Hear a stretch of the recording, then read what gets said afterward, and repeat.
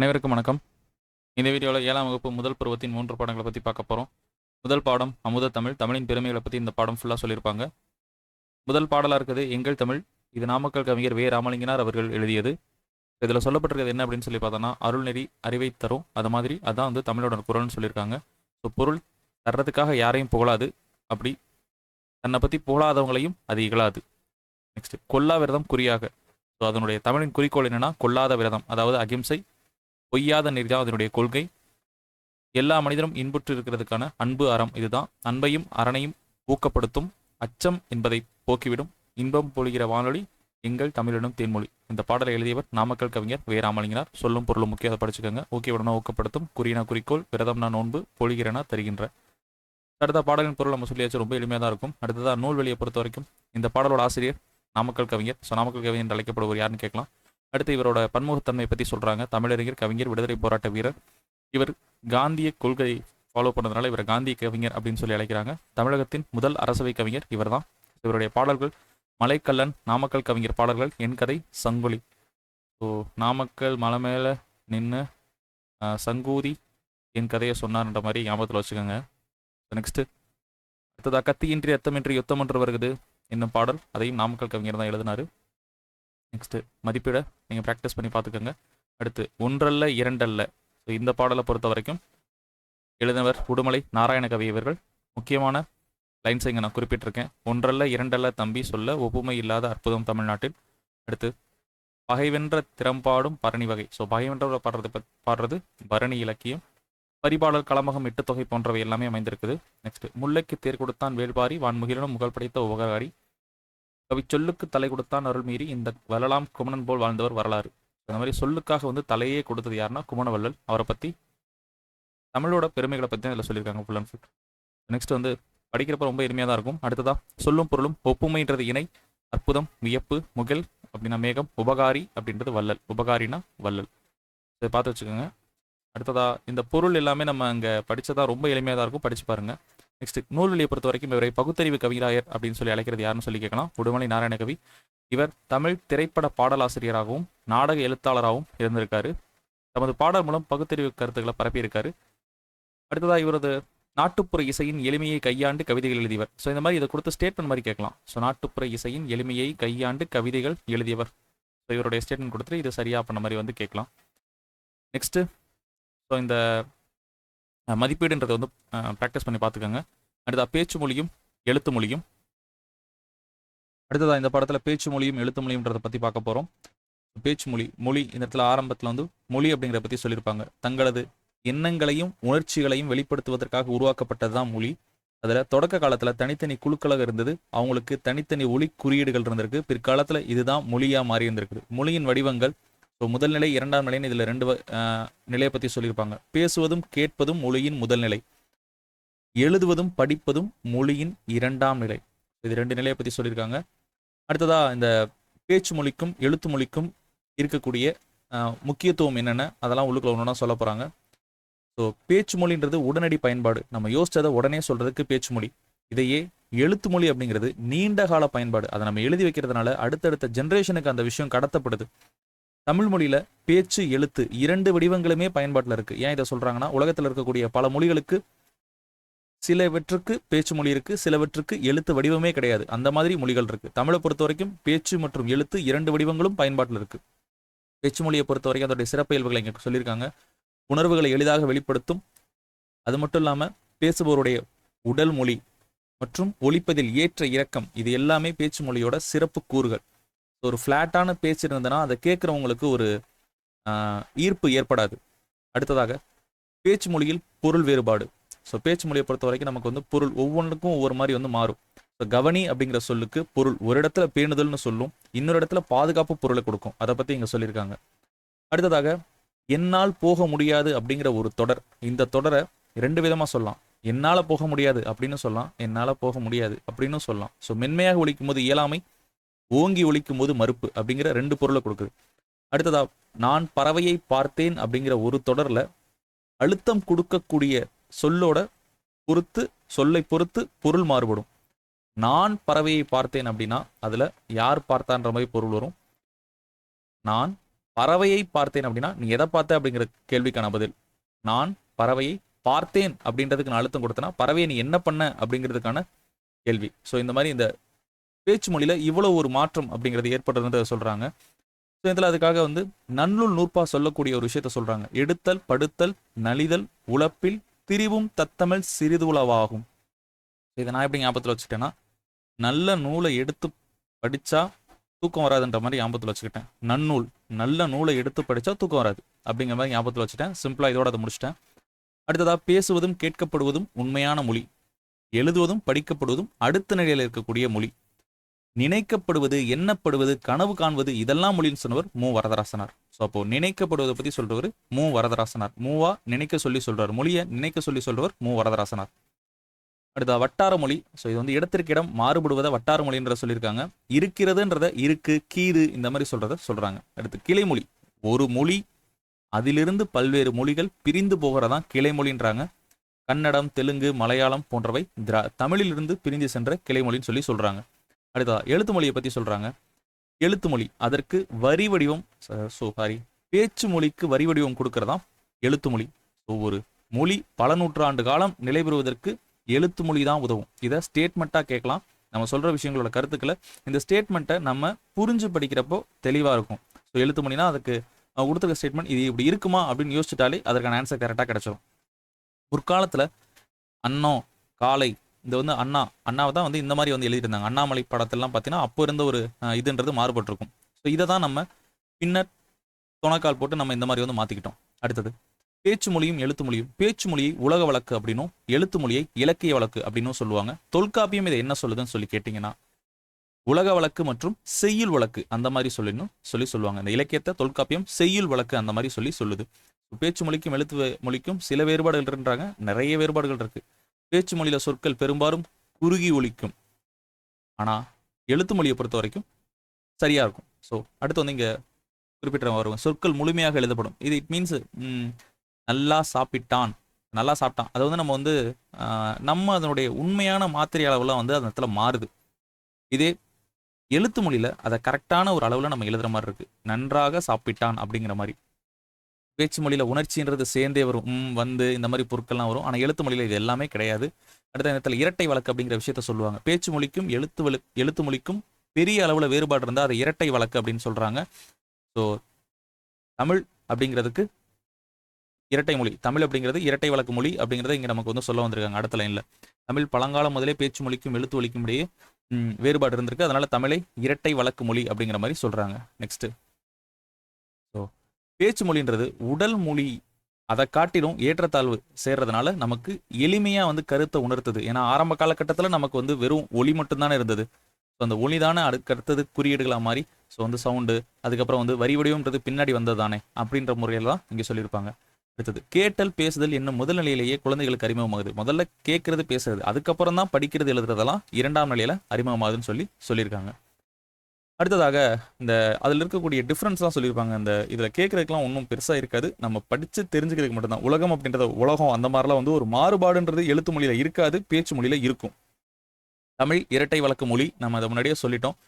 அடுத்ததாக இப்போ இருக்கக்கூடிய விஷயத்த, ஸோ வந்து முன்ன வந்து எழுதி வைக்கிறது தான் வந்து காலம் கடந்து இருக்குன்ற மாதிரி சொன்னாங்க. இப்போ அப்படி இல்லை, இப்போ பேச்சு மொழியும் காலம் கடந்து இருக்குது. ஏன் அப்படின்னா அதை ஒளிப்பதிவு, வீடியோ ரெக்கார்ட் பண்ணுறோம், ஆடியோ ரெக்கார்ட் பண்ணுறோம், இந்த காரணங்களால் சொல்கிறாங்க. அடுத்தது, ஸோ இது வந்து இதுக்கு முன்னாடி பார்த்தீங்கன்னா இந்த வேண்டும் வேண்டும் அப்படிங்கிற ஒரு பாடல்லாம் வந்து பாரதியாருக்கு வரும். பட் இந்த இடத்துல எளிய முறையில் இலக்கண நூல் இயற்றுதல் வேண்டும்னு சொல்றவர் பாரதிதாசன். இதை மட்டும் இங்கே ஞாபகத்தில் வச்சுட்டா போதும். ஸோ எளிய நடையில் தமிழ் நூல்கள் எளிதில் வேண்டும்னு சொல்றவர் இலக்கண நூல் எளிய, நீங்கள் ஈஸியாக ஞாபகத்து வச்சுங்க. இலக்கணம்ன்றது கொஞ்சம் கடினமாக இருக்கும்னு வச்சுப்போம், அதை அப்போ எளிமையாக எழுதணும்னு சொன்னது யாரு? பாரதிதாசன். ஸோ அவ்வளோதான். இங்கே அடுத்தது மதிப்பீடை ப்ராக்டிஸ் பண்ணி பார்த்துக்கோங்க. அடுத்து சொலவடைகள். சொலவடை அப்படிங்கிறது இந்த பாடத்தில் நம்ம பெருசாக படிக்கிற மாதிரி இருக்காது. இது ஒரு சின்ன கதை மாதிரி தான் இருக்கும். இதில் கேட்குறதுக்குலாம் ஒன்றும் இருக்காது, நீங்கள் தெரிஞ்சு வச்சுக்கோங்க, பார்த்துப்போம். நெக்ஸ்ட், அடுத்தது குற்றியலுகரம் குற்றியலிகரம். ஸோ இதில் இருக்கக்கூடியது முதல் எழுத்து சார்பு எழுத்துன்னு இரு வகையாக பிரித்தோம். ஸோ முதல் எழுத்து அப்படிங்கிறது 30 எழுத்துக்கள், அதாவது 12 உயிரெழுத்து 12 மெய்யெழுத்து 18 முதல் எழுத்து. அதனை சார்ந்து வரக்கூடியவை சார்பெழுத்து, உயிர்மெய் ஆயுதம் உயிரளவடை ஒற்றளவடை குற்றியலுகரம் குற்றியலிகரம் ஐகார குறுக்கம் மௌகார குறுக்கம் மகர குறுக்கம் ஆயுத குறுக்கம். ஸோ இதற்கு முன்னரே உயிர்மெய் ஆயுதம் பார்த்துட்டோம். அளபடை இன்னும் பார்க்கல, ஒற்றலை அல்லபடை ரெண்டுமே பார்க்கல. இங்கே பார்க்கறது குற்றியலுகரம் மற்றும் குற்றியலிகரத்தை பற்றி பார்க்க போகிறோம். அதற்கு எக்ஸாம்பிள்ஸ் கொடுத்துருப்பாங்க. இதை பொறுத்த வரைக்கும் நம்ம எக்ஸாம்பிளை பேஸ் பண்ணி படிக்கிறப்ப தான் ரொம்ப எளிமையாக இருக்கும். குழந்தை, வகுப்பு, பாக்கு, இது எல்லாத்துலேயும் வந்து கூ அப்படிங்கிறதுல வேறுபாடு இருக்கிறத பற்றி நம்ம பார்க்கலாம்னு சொல்கிறாங்க. முதலிலும் இடையிலும் வரும்பொழுது அந்த கூன்ற எழுத்து முழுமையாக ஒலிக்கும். அதுவே இறுதியில் வரும்போது ஒரு மாத்திரைக்கு பதிலாக அரை மாத்திரை வந்து பாக்கு. ஸோ அதில் வந்து அந்த கூன்றது முழுமையடைய மாட்டேங்குது, இக்கிலேயே முடிஞ்சிடுற மாதிரி இருக்குது. கு, சு, டு, து, பு, ரு ஆகிய 6 வல்லின உகரங்களும் சொல்லோட இடையில வர்றப்போ ஒரு மாத்திரைக்கு பதிலாக அரை மாத்திரையில குறைஞ்சதுன்னா அதைத்தான் குற்றியல் உகரம் அப்படிங்கிற மாதிரி சொல்றாங்க. தனக்குறைய ஓசையிலிருந்து குறைந்து ஒலிக்கும் உகரம் குற்றியல் உகரம். ஸோ அதற்கான ஒரு இந்த பிரித்து எழுதுறது கொடுத்துருக்காங்க. குரிமை பிளஸ் இயல் பிளஸ் உகரம் குற்றியல் உகரம் எடுத்துக்காட்டு நிறைய கொடுத்துருக்காங்க. அடுத்த இந்த இடத்துல வந்து எங்கே வந்து குறையாது அப்படின்ற சவுண்டை வச்சு ஒரு இதில் ஒன்று கொடுத்துருப்பாங்க. தனி குறில் எழுத்தை அடுத்து வரும் வல்லின உகரம் ஒரு மாத்திரைக்கு முழுமையாக ஒலிக்கும். தனிக்குறிலுக்கு அடுத்ததாக வர்றது. ஓகேவா, தனிக்குறில் வரணும். எக்ஸாம்பிள் புகு, இங்கே பாருங்க, இதில் வந்து இது ஒரு தனிக்குறில். இதற்கு அடுத்து வரக்கூடிய உகரம் கண்டிப்பாக ஒரு மாத்திரை அளவிலேயே ஒலிக்கும். வல்லினம் அல்லாத உகரம் எப்பவும் முழுமையாகவே இருக்கும். வல்லினம் அல்லாத உகரம் எப்பவும் முழுமையாகவே ஒலிக்கும். இந்த மாதிரி அந்த உகரம் ஒரு மாத்திரை அளவில் முழுசாக ஒலிச்சதுன்னா அது பேர் முற்றியல் உகரம் அப்படிங்கிற மாதிரி சொல்கிறாங்க. முற்றியல் உகரம்னு சொல்லி சொல்கிறாங்க. அடுத்து இந்த தெரிந்து கொள்ளும் பாருங்க, கரம், கான், காரம், கேனம். குறில் எழுத்துக்களுக்கு கரம், நெடில் எழுத்துக்களுக்கு கான், குறில் மற்றும் நெடிலுக்கு காரம், ஆயுத எழுத்துக்கு கேனம். இது முக்கியமானவை பார்த்து வச்சுக்கோங்க. ஸோ வந்து நெடில் எழுத்துக்களுக்கு பாருங்க, ஐகான், அவுகான். குறில் நெடில் ரெண்டுக்குமே காரம் வரும். மகாரம், ஏகாரம், ஐகாரம், ஔகாரம் போன்றவை. அடுத்ததாக குற்றியல் உகரத்தின் வகைகள். குற்றியல் உகரத்தின் வகைகள் மொத்தமாக ஒரு 6 வகைகள் இருக்கு. முதல்ல நெடில் தொடர் குற்றியல் உகரம். இதற்கு முன்னாடி தனிக்குறிலுக்கு அடுத்து வரக்கூடியது நமக்கு எப்பவுமே கரெக்டான சவுண்ட்ல ஒலிக்கும்னு சொல்லி அங்கே பார்த்துட்டோம். அது ஒரு மாத்திரைன்றதை. இங்கே தனி நெடிலுக்கு அடுத்து வரக்கூடிய குற்றியல் உகரம் நெடில் தொடர் குற்றியல் உகரம். ஸோ அங்கே வந்து பசுன்னு பார்த்தோம், இங்கே அதற்கு அப்படியே ஆப்போசிட்ல ஒரு நெடிலா வர மாதிரி மாசு, பாடு, காது. இது நமக்கு சொற்களை கொடுத்துட்டு குற்றியல் உகரத்தை பற்றி என்ன வகைன்னு சொல்லி கேட்கலாம், பார்த்துக்கோங்க. அடுத்து ஆயுத தொடர். ஆயுத எழுத்துக்கு அடுத்து வரக்கூடிய குற்றியல் உகரம் ஆயுத தொடர் குற்றியல் உகரம். ரொம்ப எளிமையாக தான் இருக்கும். உயிர் தொடர் குற்றியல் உகரம். இதை பொறுத்த வரைக்கும் தனி நெடில் அல்லாத, ஸோ தனி நெடிலா வராத உயிர்மெய் எழுத்தோட வரக்கூடியது நமக்கு குற்றியல் உகரம் வந்து உயிர் தொடர் குற்றியல் உகரம்னு சொல்லி அழைக்கப்படுது. எக்ஸாம்பிள் பாருங்க. ஸோ அரசு, இந்த இடத்துல நமக்கு பாருங்க ஒரு மெய் எழுத்து, இந்த இடத்துல வந்து அந்த உயிர் எழுத்து வந்திருக்குது. இதற்கு அடுத்ததான் நமக்கு குசுரு துபுரு அதில் வரக்கூடிய குற்றியலுகிற சொல் வந்திருக்குது. ஸோ அதனால இது என்ன சொல்றோம், உயிர் தொடர் குற்றியலுகரம்னு சொல்றோம். அதற்கான எக்ஸாம்பிள்ஸ் பார்த்து வச்சுக்கோங்க. கயிறு, 9, வரலாறு போன்றவை. அடுத்து வன் தொடர் குற்றியலுகரம். வல்லின மெய் எழுத்துக்களை தொடர்ந்து வருவது வன் தொடர் குற்றியலுகரம். இது மாதிரி மெல்லின எழுத்துக்களை அடுத்து வந்தால் மென் தொடர் குற்றியலுகரம். இடையில எழுத்தை தொடர்ந்து வந்தால் அது இடைத்தொடர் குற்றியலுகரம். எக்ஸாம்பிள்ஸ் பார்த்து வச்சுக்கோங்க, ரொம்ப முக்கியமானது. நெக்ஸ்ட், அவ்வளோதான். அடுத்து இவ் எனப்படும் எழுத்தை தொடர்ந்து வரும் குற்றியலுகர சொற்கள் இல்லை. இப்படி ஒரு ஸ்டேட்மெண்ட் கொடுத்து கரெக்டான்னு கேட்டா ஆம், சரி. அடுத்து சு, டு, ரு ஆகியவை இறுதியாக அமையும் இடைத்தொடர் குற்றியலுகரம். இடைத்தொடர் குற்றியலுகர சொற்களும் இல்லை. இது ஒரு முக்கியமானது, பார்த்து வச்சுக்கோங்க, ஸ்டேட்மெண்ட்ல கேட்கலாம். நெக்ஸ்ட் குற்றியல் லிகரம். ஸோ அங்க உகரம், இங்க இகரம் வரப்போகுது. இதில் பாருங்க, அதுக்கு ஒரு எக்ஸாம்பிள் கொடுத்துருப்பாங்க. வரகு பிளஸ் யாது. இந்த 2 சொல்லும் வர்றப்போ வரகியாது அந்த கூவும் யாவும் சேர்ந்து கீயா மாறிடுச்சு. இந்த மாதிரி ஒரு மாத்திரை அளவில் ஒலிக்க வேண்டியது அரை மாத்திரை அளவா குறைஞ்சிருச்சு. ஸோ இப்படி குறைந்து ஒலித்த இகரம் தான் குற்றியல் இகரம். குறுமை பிளஸ் இயல் பிளஸ் இகரம் குற்றியல் இகரம். ஸோ குற்றியல் இகரத்தை பொறுத்த வரைக்கும் 2 இடத்துல தான் வரும். முதலிடம் யகரத்தை முதலெழுத்தாக கொண்ட சொற்கள் வரும் பொழுது குற்றியலுகிற சொற்கள் முதல்ல வருது, அதுக்கப்புறம் யகரம் வருது அப்படின்னா இதுல இந்த கு இதுல இருக்கக்கூடிய உ இகரமா மாறுது. அந்த இகரம் தன்னுடைய உண்மையான மாத்திரை அளவான 1லிருந்து குறைந்து அரை மாத்திரையா மாறுது. அதைத்தான் இங்க சொல்லியிருக்காங்க. எக்ஸாம்பிள் பார்த்துங்க. கொக்கியாது, தோப்பியாது, நாடியாது, எனப்படுவது யாது. நம்ம இந்த வார்த்தையை சொல்றப்ப எனப்படுவது யாதுன்னு நம்ம சொல்லுவோம் ஒரு கொஸ்டின் கேட்கிறப்போ. ஆனா அந்த இடத்துல ஒரிஜினலா இகரம் தன்னுடைய மாத்திரை அளவில் குறைஞ்சிருக்கு. அடுத்து இரம் 2 மியா என்ற அசைச்சொல். இதுல இந்த மீ பிளஸ் இ இந்த இகரம் குற்றியல் இகரமா செயல்படுது. இதை பொறுத்த வரைக்கும் கேள்மியா, கேன்மியா, செல் பிளஸ் மியா சென்மியா இந்த மாதிரி வந்து குறைந்து வருது. இந்த குற்றியலிகரம் உரைநடை வழக்கத்துல கிடையாது, இலக்கியத்துல மட்டும்தான் இருக்கு. உரைநடை வழக்கில் கிடையாது, இலக்கியத்துல மட்டும்தான் யூஸ் ஆகுதுன்னு சொல்லியிருக்காங்க. நெக்ஸ்ட் இது இந்த பொருந்தாத சொற்கள் இதெல்லாமே வந்து ப்ராக்டிஸ் பண்ணி பாருங்க. நெக்ஸ்ட் அடுத்ததாக அடுத்து இந்த கலை சொற்கள் பார்த்து வச்சுக்கோங்க, ரொம்ப முக்கியமானது. கண்டிப்பாக ஒரு கொஸ்டின் இருக்கு. அணி நிழல் காடு, இரண்டாவது பாடமான அணி நிழல் காடு. இதுல இயற்கை வளத்தை பத்தி தான் நம்ம பார்க்க போறோம்.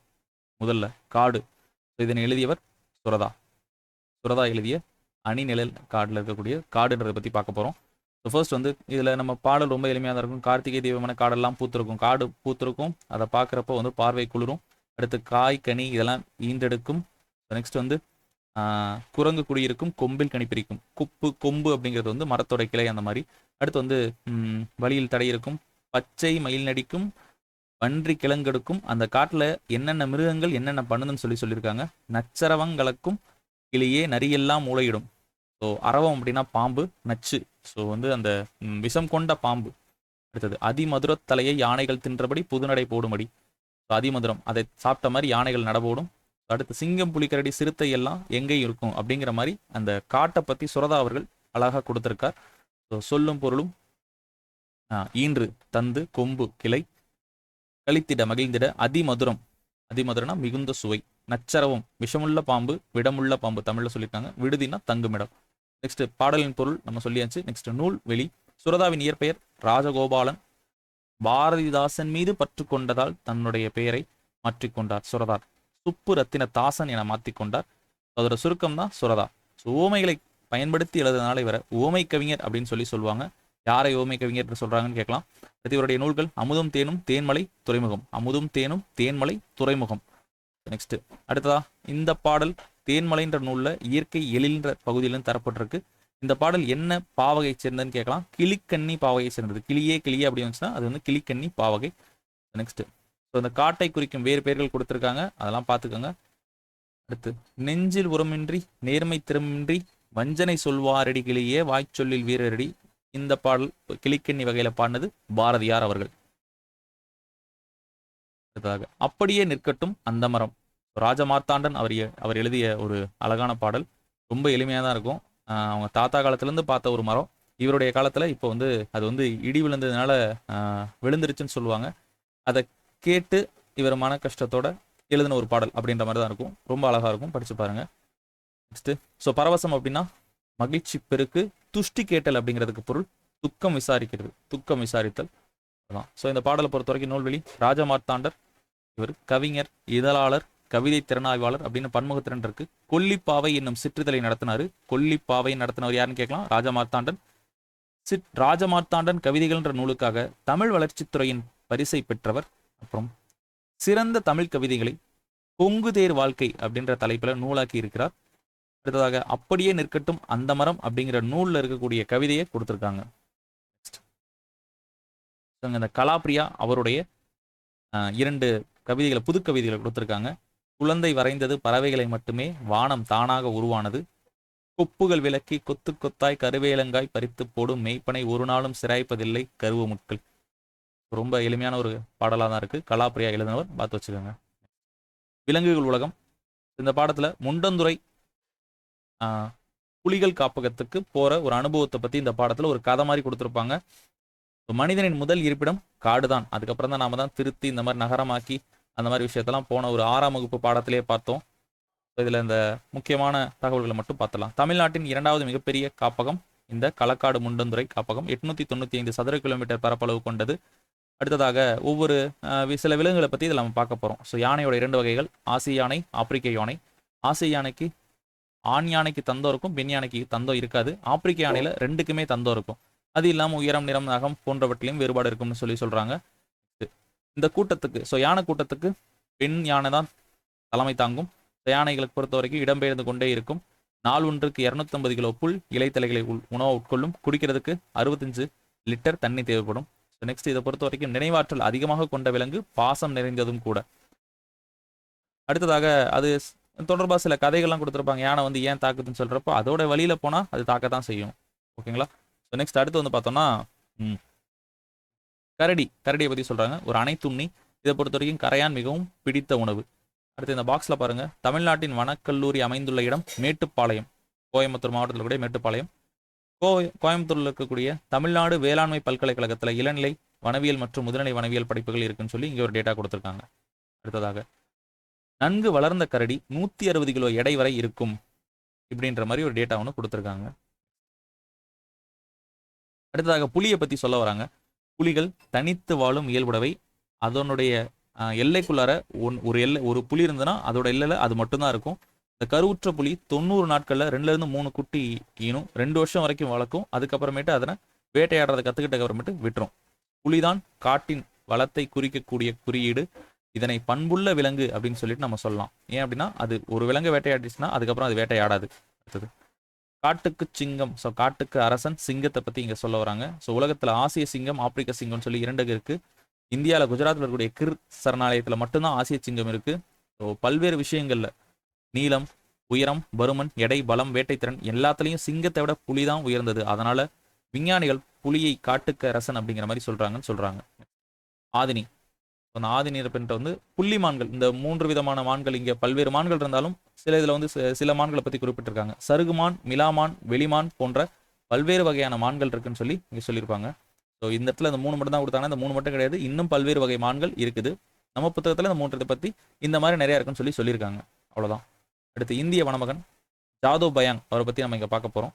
ஸோ பிரம்மபுத்திரா தீவில் இருக்கக்கூடிய, பிரம்மபுத்திரா ஆற்றில் இருக்கக்கூடிய ஒரு மிகப்பெரிய தீவில் இவர் காட்டை வளர்த்து அதற்காக இந்திய வனமகன் அப்படிங்கிற பட்டத்தையும் கொடுத்துருக்காங்க.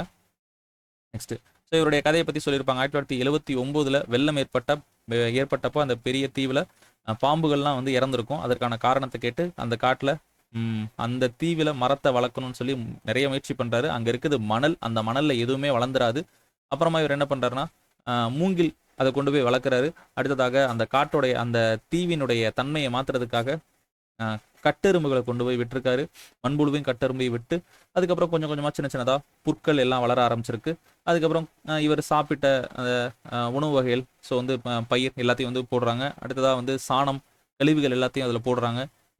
இப்படியே செய்து அங்கே ஒரு காட்டை இவர் வளர்த்துருக்காரு. ஸோ அடுத்ததாக இதற்காக உதவி பண்ணவங்க பேராசிரியர் ஜாதுநாத். அசாம் வேளாண்மை பல்கலைக்கழகத்தில் இருக்கக்கூடிய பேராசிரியர் ஜாதுநாத். அவர் தான் மண்ணின் தன்மையை மாற்றுறதுக்கான விஷயத்துக்கான ஐடியா கொடுத்துருப்பாரு. நெக்ஸ்ட், ஸோ நம்ம சொன்ன கதைகள் தான் இது வரைக்கும் இருக்கும். அடுத்த கொட்டைகளை வீசேரியாமல் விதையாக சேர்த்து வச்சாரு, செடியை சுற்றி. ஸோ அதுக்கப்புறம் 6 பக்கத்தில் இருக்கக்கூடிய பகுதிக்கு ஈஸியாக தண்ணி கொண்டு போயிட்டாரு. மற்ற பகுதிகளுக்கு கொண்டு போகிறதுக்காக கொடுத்துருக்காங்க. மூங்கில் குச்சிகளை நட்டு வைத்து பானையை பொருத்தி ஸோ சொட்டாக தண்ணி போகிறதுக்காக முயற்சி பண்ணியிருப்பாரு.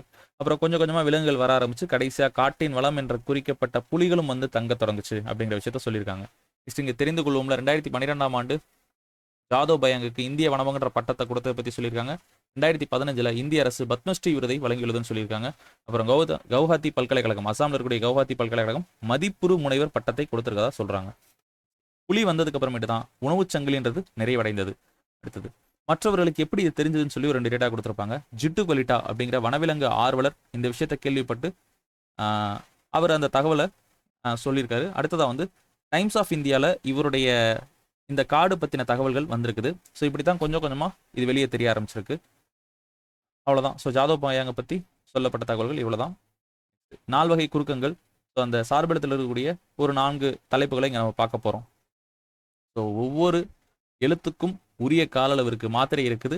அந்த மாத்திரை எல்லா சொற்களும் எல்லா எழுத்துக்களும் அதே அளவு ஒலிக்குதான்னு கேட்டோம்னா அப்படி கிடையாது. சில எழுத்துக்கள் குறைஞ்சு ஒலிக்குது. அதை பற்றி தான் இங்கே நம்ம பார்க்க போகிறோம். முதல்ல ஐகார குறுக்கம். ஐ, கை, பை அப்படின்ற ஐகார எழுத்து தனித்து வரக்கூடிய இடங்கள்ல அதற்கான 2 மாத்திரையில ஒலிக்குது. ஐயோடைய அது ஏன்னா நெடில் அப்படின்றப்போ 2 மாத்திரையில ஒலிக்கணும். ஆனா சில இடங்கள்ல குறைஞ்சு ஒலிக்குது. வையம், சமையல், பறவை அப்படிங்கிற சொற்கள்ல முதல், இடை, இறுதி இடங்கள்ல தனக்குரிய 2லிருந்து குறைந்து ஒலிக்குது. ஸோ இப்படி குறைந்து ஒலிக்கும் ஐகாரம்ன்றத ஐகார குறுக்கம் அப்படிங்கிற மாதிரி சொல்றாங்க. ஐகாரம் சொல்லோட முதல்ல வந்தா 1.5 மாத்திரையில வரும், இடையிலையும் இறுதியிலையும் வந்தா 1 மாத்திரையில வரும். இது ஒரு ஸ்டேட்மெண்ட், கண்டிப்பா முக்கியமானது, பார்த்து வச்சுங்க. முதல்ல வந்துச்சுன்னா 1.5 மாத்திரை, இடையிலையும் இறுதியிலையும் வந்துச்சுன்னா 1 மாத்திரை அளவுல குறைந்து ஒலிக்கும். அடுத்ததா ஔகார குறுக்கம். ஔ, வௌ போன்ற ஔகார எழுத்து தனித்து வர்ற இடங்கள்ல 2 மாத்திரையில வரும். இதே ஔவையார், வௌவால் அப்படின்ற சொல்லோட முதல்ல வர்றப்போ 2 மாத்திரையிலிருந்து குறைந்து 1.5 மாத்திரையில ஒலிக்கும். இதை தான் ஔகார குறுக்கம்னு சொல்றாங்க. ஔகாரத்தை பொறுத்த வரைக்கும் இடையிலையும் இறுதியிலும் வரவே வராது. அடுத்து மகர குறுக்கம். அம்மா பாடம் படித்தான். இந்த இதில் இருக்கக்கூடிய மகர மெய்யெழுத்து அரை மாத்திரை அளவில் முழுமையாக ஒலிக்குது இந்த இடத்துல. ஆனால் வளம் வந்தான் அப்படின்றப்போ அந்த இம்மு அதனுடைய வகர எழுத்து வருவதனால, இந்த இம்முக்கு அடுத்து வகரம் வர்றதுனால அரை மாத்திரையிலிருந்தும் குறைஞ்சு கால் மாத்திரை ஆகிறது. அரை மாத்திரையிலிருந்து குறைஞ்சு கால் மாத்திரை ஆகுது. அதுக்கப்புறம் இன்னொரு சுச்சுவேஷன்ல போலும் அப்படிங்கிறத நம்ம சொல்றப்போ போம் அப்படின்னும், மருளும் அப்படின்ற சொல்ல நம்ம சொல்றப்போ மருண் அப்படிங்கிற மாதிரியும் செய்யுள்ள ஓசை சீர்மைக்காகவும் பயன்படுத்தியிருக்காங்க. ஸோ இதுல அந்த மகர மெய்ய இன்னு இம்முன்றது அடுத்து வர்றதுனால அதனுடைய மாத்திரை அளவு குறைஞ்சிருது. அரை மாத்திரையிலிருந்து குறைஞ்சு கால் மாத்திரை ஆயிருது. இதுதான் மகர குறுக்கம்னு சொல்லி சொல்றாங்க. ஆயுத குறுக்கம் அஃது எஃகு போன்ற இடத்துல தனக்குரிய அரை மாத்திரை அளவுல கரெக்டா ஒலிக்குது. இந்த மாதிரி சில இடங்கள் முள் பிளஸ் தீது முக்டீது, கல் பிளஸ் தீது கற்றீது, இந்த மாதிரி இடங்கள்ல ஆயுத எழுத்து தன்னுடைய அரை மாத்திரையிலிருந்து குறைஞ்சு கால் மாத்திரையை ஒலிக்குது. இதை தான் ஆயுத குறுக்கம் அப்படிங்கிற மாதிரி சொல்றாங்க. அவ்வளவுதான். அடுத்ததாக 3வது பாடம் திருக்குறள். நம்ம 6ஆம் வகுப்புல இருந்து 12ஆம் வகுப்பு வரைக்கும் திருக்குறளை பார்க்க போறோம். இப்போதைக்கு இது இல்லை. நெக்ஸ்ட் நாடு அதை நாடு. இந்த பாடத்துல நாடு விஷயமான நாடு தொடர்பான விஷயங்களை இதில் பார்க்க போறோம். முதல்ல புலி தங்கிய குகை. ஸோ புறநானூற்று பாடல் காவற்பெண்டு அவர்கள் எழுதியது. ரொம்ப ஒரு வீரமான ஒரு பாடலா இருக்கும். சிற்றில் சின்ன வீட்டுடைய நற்றூன் ஒரு தூணை பிடிச்சு என் பையனை பத்தி கேட்குறியே, எங்க போயிருக்கான்னு கேட்டில. எங்கன்னா யாண்டு எங்க போயிருக்கான்னு நீ கேட்குற, என் மாவன் எங்க இருக்கான்னு எனக்கு தெரியாது. ஆனா புலி தங்கிட்டு போன குகை இங்க இருக்கு. அந்த மாதிரி அதுதான் வந்து இவங்களோட வயிறுன்னு சொல்றாங்க. புலி தங்கிட்டு போன குகை மாதிரி என் வயிறு இங்க இருக்கு. இதுவே. ஸோ அடுத்து வந்து தோன்றுவான் மோதோ போர்க்களத்தானே. ஸோ அவனை போய் போர்க்களத்துல நீ பார்க்கலாம், போய் அங்கே போய் பார்த்துக்கோ அப்படின்ற மாதிரி இந்த அம்மா வந்து தன்னுடைய மகனோட வீரத்தை பத்தி சொல்றாங்க. இப்போ காவற்பெண்டு இது எழுதினவங்க. புறநானூற்றுல பாடல் நம்ம சொன்னதான் வந்து அதனுடைய பொருள். அடுத்தது சிற்றில் சிறிய வீடு, யாண்டுனா எங்க. அடுத்து கல் அலைனா கற்குகை, ஈன்ற வயிறு பெற்றெடுத்த வயிறு. அவ்வளவுதான் பாடலின் பொருள் நம்ம சொல்லி முடிச்சாச்சு. அடுத்து நூல்வெளி காவற்பெண்டு சங்ககால பெண்பார் புலவர்கள் ஒருத்தவங்க. சோழ மன்னன் கோரவை கோப்பெரு நற்கிள்ளியோட செவிலி தாயா இருந்தவங்க. இவங்களுடைய பாடல் புறநானூற்றுல ஒன்னே ஒன்று இடம்பெற்று இருக்குது. அடுத்ததாக புறநானூரை பொறுத்த வரைக்கும் இங்க சொல்லியிருக்காங்க 8 தொகை நூல்களில் ஒன்று பண்டைய கால தமிழ் மக்களின் வாழ்க்கை முறை, நாகரிகம், பண்பாடு, வீரம் போன்ற புறப்பொருட்களை பத்தி பேசுது. இதனுடைய 86வது பாடல் தான் காவற்பெண்டு அவர்கள் எழுதிய பாடல். பாஞ்சை வளம் கட்டபொம்மனுடைய பாடலை பத்தி இங்க நம்ம பார்க்க போறோம். இது ரொம்ப எளிமையான பாடல் தான். ரொம்ப படிச்சா கஷ்டமா இருக்க அளவுக்கு இதுல பாடல் இருக்காது. நாட்டு வளத்தை சொல்றேன், பாஞ்சை வளத்தை பத்தி சொல்றேன்னு சொல்லி இது ஒரு நாட்டுப்புற பாடல் தான். இந்த மாதிரி வந்து மணி மேடைகள் இருக்குது, மெத்தை வேடைகள் இருக்குது. அடுத்து வந்து பூட்டும் கதவுகள் நேர்த்தியா இருக்குது. பண பொக்கிஷம் இருக்கக்கூடிய வீடுகள் அதிகமா இருக்குது. அடுத்து இந்த கட்டபொம்மன் ராஜாதிராஜன் அரண்மனையில வீற்றிருக்கிறார்னு சொல்றாங்க. அப்புறம் திருவீதிகள் இருக்கு, கடை வாசல்கள் விஸ்தாரமான ரொம்ப பெருசா இருக்குது.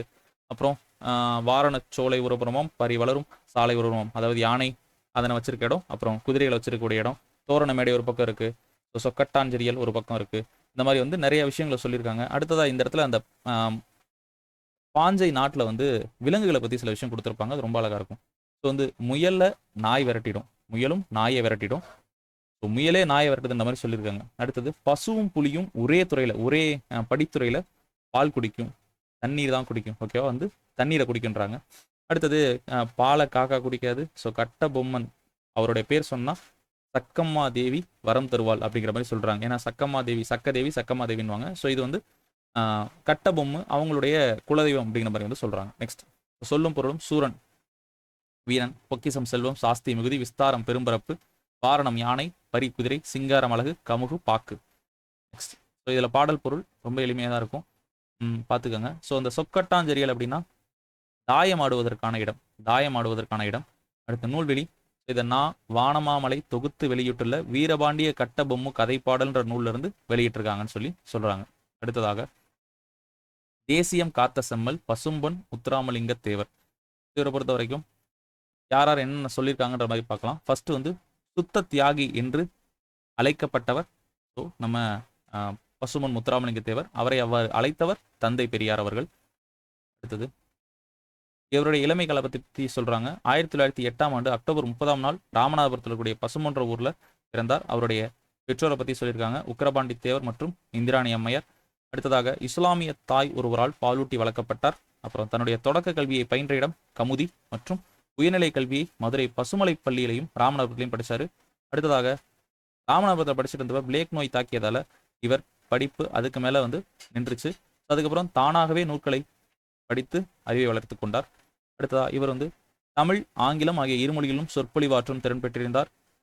வேற என்னென்ன இவருக்கு ஆற்றல் உடையவர் அப்படின்னு பார்க்குறப்போ சிலம்பம், குதிரையேற்றம், துப்பாக்கி சுடுதல், ஜோதிடம், மருத்துவம் போன்ற பல்வேறு துறைகள் ஆற்றல் மிகுந்தவராக இருந்தார். இளமையிலே அரசியலில் ஈடுபட்டார். அப்புறம் விடுதலை போராட்டத்தில் இவருக்கான சில தகவல் கொடுத்துருக்காங்க. வாய்ப்பூட்டு சட்டம் இந்தியாவில் 2 பேருக்கு போடப்படுது. வட இந்தியாவில் பாலகங்காதர திலகர் மற்றும் தென்னிந்தியாவில் முத்துராமலிங்க தேவருக்கு போடப்படுது. இவரை திருவி கல்யாண சுந்தரனார் தேசியம் காத்த செம்மல் அப்படின்னு சொல்லி பாராட்டினார். யார் இவரை பாராட்டினார்னு சொல்லி கேட்கலாம். அடுத்து நேதாஜியோட தொடர்பு. வங்கச்சிங்கம் என்று போற்றப்பட்ட நேதாஜியோட தொடர்பு இருந்தது. 1939 செப்டம்பர் மாதம் 6ஆம் நாள் நேதாஜி மதுரைக்கு வருகை தந்தார். அப்போ நேதாஜி தொடங்கிய இந்திய தேச இராணுவத்தில் முத்துராமலிங்க தேவரோட முயற்சியால் ஏராளமான தமிழர்கள் இணைந்தாங்க. விடுதலைக்கு பிறகு நேதாஜி என்னும் பெயரில் வார இதழை நடத்தியவர் யாருன்னு சொல்லியும் கேட்கலாம், முத்துராமலிங்க தேவர். அடுத்தது இவருடைய பேச்சாற்றல். பெருந்தலைவர் காமராஜர் என்ன சொன்னார் அப்படின்ற மாதிரி பார்க்கலாம். இது போன்ற பேச்சு. அதுக்கு முன்னாடி வந்து சாயல்குடின்ற இடத்துல முதலாக முத்துராமலிங்க தேவர் விவேகானந்தரோட பெருமைன்ற தலைப்பில் உரையாற்றுகிறார். அதை கேட்ட காமராஜர் அவர்கள், இது போன்ற ஒரு பேச்சை நான் கேட்டதே கிடையாது, முத்துராமலிங்க தேவரோட வீரமிக்க பேச்சு விடுதலை போருக்கு மிகவும் உதவும் சொல்லியிருக்கார். அடுத்தது அக்டோபர் 30ஆம் நாள் ஆண்டுதோறும் தமிழக அரசு சார்பில் அரசு விழா கொண்டாடப்படுது. அவர் தோன்றி மறைந்த 2 முறை நாள் தான் அக்டோபர் 30ஆம் நாள். அடுத்ததா சென்னையில் இவருக்கு சிலை அமைக்கப்பட்டுள்ளது. இந்திய நாடாளுமன்ற வளாகத்திலையும் சிலை திறக்கப்பட்டுள்ளது. 1995 முத்துராமலிங்க தேவருக்காக தபால் தலை வெளியிடப்பட்டது. நெக்ஸ்ட் வந்து அறிஞர் அண்ணா என்ன சொல்லியிருக்காரு அப்படின்னா, தென்னாட்டு சிங்கம்னு தேவரை சொல்றாங்க, அது சால பொருந்தும், கரெக்டா பொருந்தும். அவரோட தோற்றத்தை பார்த்தோன்னு நினைச்சேன், அவர் பேச தொடங்கினதும் சிங்கத்தோட முழக்கம் போல இருந்தது அப்படின்னு சொல்லி அறிஞர் அண்ணாவும் சொல்றாரு. அடுத்ததாக ராஜாஜி அவர்கள் வேற என்ன பாராட்டியிருக்காரு அப்படின்னா, அவர் மனதுல பட்டதை மறைக்காம அப்படியே பேசுறது வழக்கம் அப்படிங்கிற மாதிரி சொல்லுவாரு. இவர் ஆங்கிலத்தில் பேசிய பேச்சை வெள்ளையர் காலத்துல விட்டல் பாய், வல்லபாய் பட்டேல் போன்ற மேதைகள் பேசிய பேச்சை போல இருந்ததாக வட இந்திய இதழ்களும் சொல்லியிருக்காங்க. தேர்தல் வெற்றி. இவருடைய தேர்தல் வெற்றியை பத்தி சொல்றாங்க. 1937 நடந்த சட்டமன்ற தேர்தலில் ராமநாதபுரம் அரசர் சண்முக ராஜேஸ்வர சேதுபதி எதிர்த்து ஜெயிச்சாரு. இத லண்டன்ல இருந்த பாரிஸ்டருக்கு படித்துக்கிட்டு இருந்த KTK தங்கமணி என்ன சொல்றாருன்னா, இந்திய தேர்தலில் 2 பேரோட வெற்றியை எதிர்பார்த்து காத்துக்கிட்டு இருந்தாங்க. அதுல என்னன்னா, முதல்ல ராமநாதபுரம் மன்னரை எதிர்த்து போட்டியிட்ட தேவர்களோட வெற்றியையும், இரண்டாவதா பொப்பிலி அரசரை எதிர்த்து போட்டியிட்ட VV கிரி அவர்களோட வெற்றியும் தான் இந்திய மாணவர்கள் எதிர்பார்த்திருந்தாங்கன்னு சொல்லி சொல்றாங்க. அடுத்து 1946 போட்டி இல்லாம ஜெயிச்சாரு. அன்னபோஸ்ல ஜெயிச்சாரு. 1952, 57 ஆகிய ஆண்டுகள்ல நாடாளுமன்ற தேர்தல், சட்டமன்ற தேர்தல் இரண்டுலையுமே ஜெயிச்சாரு. 1962 நாடாளுமன்ற தேர்தலில் உடல்நலை குறைவு இருந்தாலும் பரப்புரை செய்யலைனாலும் தேர்தலில் ஜெயிச்சாரு. அடுத்து குற்றப்பரம்பரை சட்ட எதிர்ப்பு மாநாடு. மக்களை ஒடுக்குவதற்காக கொண்டு வரப்பட்ட குற்றப்பரம்பரை எதிர்ப்பு சட்ட மாநாடு நடத்தினாரு. 1934 மே 12, 13 தேதிகளில் கமுதியில குற்றப்பரம்பரை சட்ட எதிர்ப்பு மாநாட்டை நடத்தினாரு. அதோட தொடர் போராட்டத்தில் 1948 அச்சட்டம் நீக்கப்படுது. நெக்ஸ்ட் ஆலய நுழைவு போராட்டம். மதுரை மீனாட்சி அம்மன் கோயிலுக்குள்ளார அனைத்து மக்களும் உள்ள போகணுன்றதுக்காக 1939 ஜூலை மாதம் 8ஆம் நாள் வைத்தியநாத ஐயர் தலைமையில போராட்டம் நடத்துறதுக்கு திட்டமிட்டாங்க. திருச்சுழி அப்படின்ற இடத்துல இருந்து அர்ச்சகர்கள் 2 பேரை கொண்டு வந்து ஆலய நுழைவு போராட்டத்தை வெற்றி பெற செய்தார். இந்த இடத்துல முத்துராமலிங்க தேவரோட சிறப்பெயர்களை பத்தி சொல்றாங்க. தேசியம் காத்த செம்மல், வித்யாபாஸ்கர், பிரணவகேசரி, சன்மார்க்க சண்டமார்தம், இந்து புத்த சமய மேதை, இந்த மாதிரி பல்வேறு பட்டங்கள் அவருக்கு இருக்கு. அடுத்து விவசாயிகளின் தோழர். தன்னோட சொந்தமான 31 சிற்றூர்கள் இருக்கக்கூடிய குத்தகை இல்லாமல் உழுவோருக்கே நிலத்தை வந்து பங்கிட்டு கொடுத்தாரு, தன்னுடைய நிலங்களை. அடுத்து கூட்டுறவு. பாரத மாதா கூட்டுறவு பண்டக சாலையை ஏற்படுத்தியது இவர் தான், கமுதியில. அடுத்து தொழிலாளர்களின் தலைவர். 1938 23 தொழிலாளர் சங்கத்தோட தலைவரா தேவர் திகழ்ந்தார். அடுத்து ஜீவானந்தோட இணைந்து 1938 போராட்டம் நடத்துறாரு. தொழிலாளர்களுக்காக போராட்டம் நடத்தினாரு. இதற்காக 7 மாதம் சிறை தண்டனை பெற்றார். புலவர்களோட நலனுக்காக ராஜபாளையத்துல மிகப்பெரிய மாநாடு நடத்தினாரு. பெண் தொழிலாளர்களுக்கு ஊதியத்தோட விடுப்பு வேணும்னு போராடி இருக்காரு. சிறைவாசம். இவரை பொறுத்த வரைக்கும் ஏகப்பட்ட இடங்கள்ல சிறையில் இருந்திருக்காரு சுதந்திர போராட்டத்துக்காக. அலிப்பூர், அமராவதி, தாமோ, கல்கத்தா, சென்னை, வேலூர் போன்ற இடங்கள்ல. அடுத்து மத்திய பிரதேசத்தோட தாமோட நகரத்துல ராணுவ சிறையில் அடைக்கப்பட்டு போர் முடிஞ்சதுக்கு அப்புறம் தான் இவர் வந்து விடுதலை செய்யப்பட்டிருக்கார். நெக்ஸ்ட் பசுமன் முத்துராமலிங்க தேவர் வாழ்ந்த நாட்கள் 20,075. அதுல சுதந்திர போராட்டத்துக்காக ஜெயிலில் இருந்தது 4000 நாட்கள். சிறையில் கழித்த தியாக செம்மல் முத்துராமலிங்க தேவர். அடுத்து பெண்களை தெய்வமாக மதித்து போட்டியவர். 1936, 55 2 முறை பர்மா போயிருக்காரு. புத்த பிட்சுகளோட முக்கியமான பெரிய பழக்க வழக்கமாக கருதுனது கூந்தல். அவங்களோட கூந்தலை நடைபாதையா விரித்து அது மேல் நடக்கிறது. இதை தேவர் அவர்கள் பார்த்துட்டு பெண்களை இழிவுபடுத்தது, அதனால அது வேணான்னு சொல்லிட்டாரு. அடுத்து நாடு போற்றும் நன்மகன். தியாக வாழ்வு வாழ்ந்தவர் முத்துராமலிங்க தேவர். ஸோ அவர் வேற என்னென்ன விஷயம்னு சொல்லி நிறைய சொல்லியிருந்திருப்பாங்க. விவேகானந்தரின் தூதுவர், நேதாஜியின் தளபதி, அப்புறம் நீதி வலுவா, நேர்மையாளர், புலமையில் கபிலர், வலிமையில் கரிகாலன், கொடையில் கர்ணன், இந்த மாதிரி பல்வேறு விஷயங்களை சொல்லியிருக்காங்க. நெக்ஸ்ட் 1963 ஆண்டு அக்டோபர் மாதம் 30ஆம் நாள் இவ்வுலகை விட்டு நீங்கினார். இவ்வளவுதான் வந்து இந்த பாடத்தில் சொல்ல வந்திருக்குது. அடுத்ததா கப்பலோட்டிய தமிழர் வ.உ. சிதம்பரம் அவர்கள். இவர் வந்து சிறையில் அடைச்சு பல்வேறு துயரங்களுக்கு பிறகு வெளியே வந்ததுக்கப்புறம் குர்க்கை, ஸோ அந்த குர்க்கை அந்த துறைமுகத்தின் கரையில் போய் நின்று இவர் பேசுகிற மாதிரி நிறைய தகவல்கள் கொடுத்துருப்பாங்க. கொற்கையை முதல்ல வந்து வணங்குறாரு. அதுக்கப்புறம் பரங்கியர்னா இங்கே வந்து ஆங்கிலேயர்களை பற்றி சொல்ல வர்றாரு. பரங்கியர் கப்பலொன்றோ எங்கும் பறந்து திரிகின்றது. இப்போ பார்த்தா எல்லாமே அவங்க கப்பலாக தான் இருக்க மாதிரி சொல்றாரு.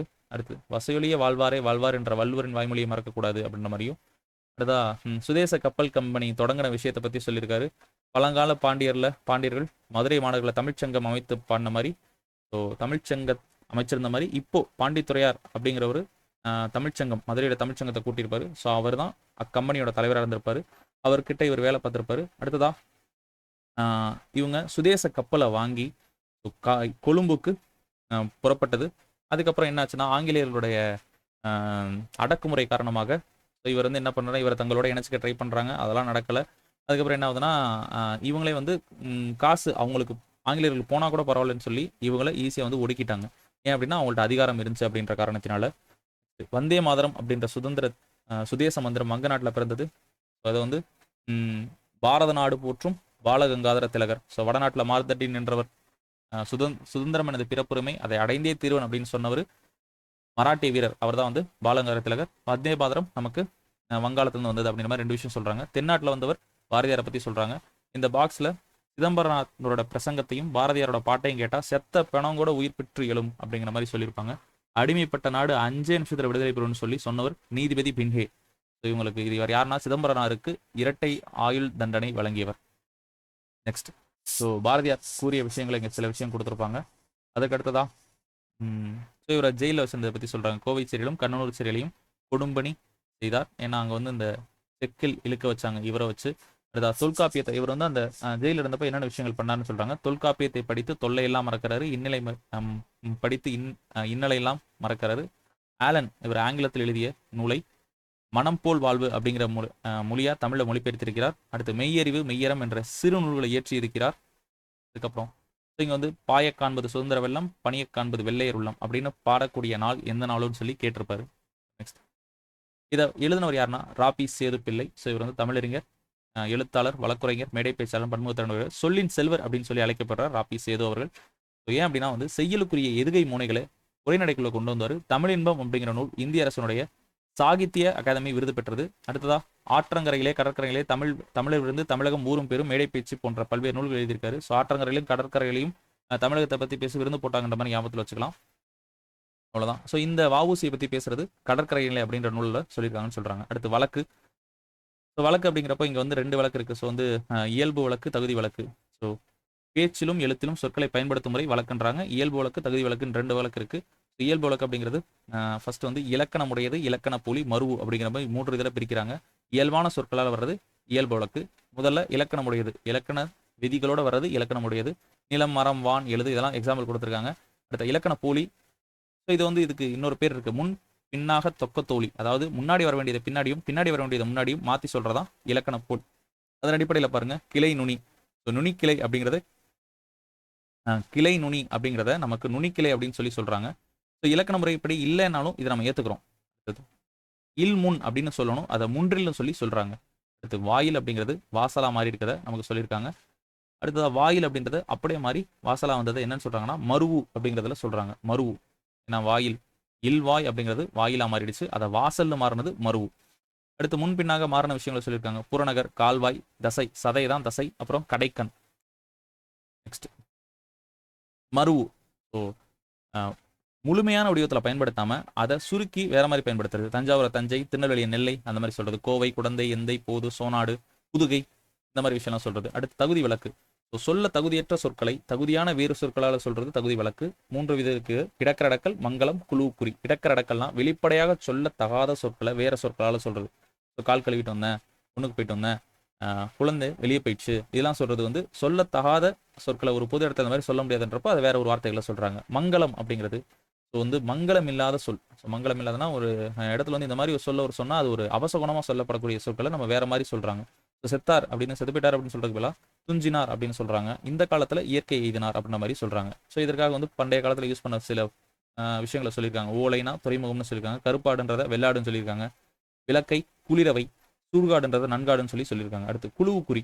இது எப்படின்னா குழுவுக்கிடையே அந்த மக்களுக்கிடையே. ஸோ எக்ஸாம்பிள் வந்து இப்போ வந்து ஒரு பொற்கொள்ளர்கள் இருக்காங்க, அவங்களுக்கு மட்டும் புரிஞ்சுக்கிற மாதிரி. ஸோ இப்போ ஒரு காய்கறி வேலை பார்க்குறாங்கன்னா அவங்களுக்கு மட்டும் அவங்களுக்கான ஒரு பாஷை இருக்கும். ஸோ அவங்களுக்கு மட்டும் புரிகிற மாதிரி அதை தான் வந்து குழுவுக்குறின்னு சொல்கிறாங்க. குழுவின் மக்களால் பயன்படுத்தக்கூடியது. பொன்னை பரின்னு சொல்கிறவங்க பொற்கொள்ளர், ஆடையை காரைன்னு சொல்கிறவங்க யானை பாகர்கள். இவ்வளோதான் இந்த ரெண்டு இது. இந்த 3 விஷயங்களை நம்ம சொன்ன விஷயத்தை அப்படியே சிம்பிள் பண்ணி கொடுத்துருப்பாங்க. நெக்ஸ்ட் போலி. போலி அப்படிங்கிறது ஸோ முதலிலோ இடையிலோ இறுதியிலோ இயல்பாக இருக்க வேண்டிய எழுத்துக்கு பதிலாக வேறொரு எழுத்து வந்தாலும் அதனுடைய பொருள் மாறாதது போலின்னு சொல்லப்படுது. 3 வகையான போலி இருக்கு. முதல் போலி, இடைப்போலி, கடைப்போலி. இதில் அந்த எழுத்துக்கள் அந்த சொற்கள் மட்டும் தான் முக்கியம். பசல்னா பைசல்னு மாறினது. மஞ்சு, மைஞ்சு, மயல், மையல். இது எதுன்னு கேட்கலாம். முதற் போலி. அடுத்து இடைப்போலி. அமைச்சு, இந்த அமைச்சு, அமைச்சு, இளஞ்சி, இளைஞ்சி, அரையர், அரையர். இதில் நடுவில் இருக்கிறது மாறினாலும் இது இடைப்போலியா இருக்குது. ஸோ பொருள் மாறல. கடைப்போலி. அகம், அகன். கடைசி எழுத்து வர்றது ஸோ கடைப்போலின்னு சொல்றாங்க. அடுத்து அக்ரிணை பெயர்களோட இறுதியில் மகர எழுத்துக்கு பதிலாக நகரம் வர்றது கடைப்போலி. ஓகேங்களா. நகர எழுத்துக்கு பதிலாக ரகரம் கடைப்போலியாக வருது. இது ஸ்டேட்மெண்ட்டாக கேட்கலாம். அடுத்து முற்றுப்போலி. முற்றுப்போலின்றது அனைத்து எழுத்துக்களும் மாறி வருது. 5, 5 அப்படின்னு மாறுறது. நமக்கு பொருள் ஒன்று தான், ஆனால் வேற மாதிரி ஃபுல்லாக மாறி இருக்குது. இதுதான் முற்றுப்போலி அப்படிங்கிற மாதிரி அழைக்கிறாங்க. அவ்வளோதான், இதில் வேற எதுவும் கிடையாது. ஸோ மதிப்பிடுதல் ஃபுல்லாக ப்ராக்டிஸ் பண்ணி பார்த்துக்கோங்க. அடுத்ததா நாளை காலை புவியியல் வகுப்பில் சந்திப்போம். நன்றி, வணக்கம்.